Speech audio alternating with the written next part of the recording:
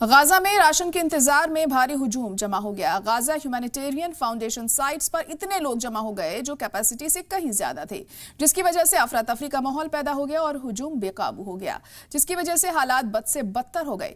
Gaza में help distribution centre पर अचानक से भीड़ जमा हो जाने की वजह से अफरा तफरी का माहौल पैदा हो गया, जिसमें 2 अफराद की जान चली गई। अमेरिकी हिमायत याफ्ता गाजा ह्यूमैनिटेरियन फाउंडेशन ने इसके लिए हमास को जिम्मेदार ठहराया है, जबकि हमास ने इन इल्जामात को सिरे से खारिज कर दिया है। वाज़ेह हो कि वीडियो में देखा गया है कि खान यूनिस शहर के एक करीबी अस्पताल में मरीजों को ले जाया जा रहा है।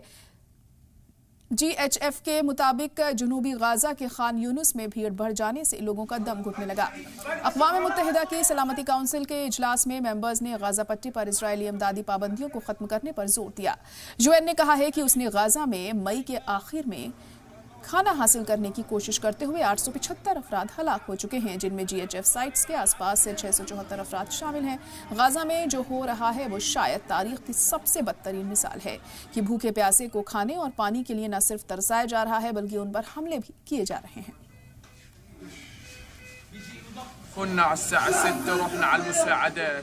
We went to the aid distribution point at 6 a.m. When we entered, we found that they are closing the gates. People gathered at the gates and the netted fence was closed. People kept gathering and pushing each other. Those who couldn't stand fell under the people and were crushed. Some people started jumping over the netted fence and got wounded.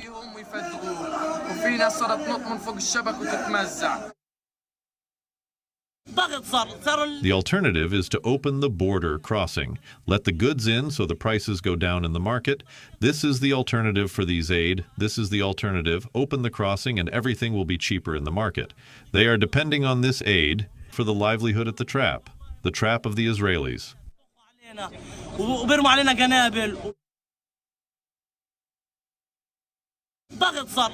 The alternative is to open the border crossing. Let the goods in so the prices go down in the market.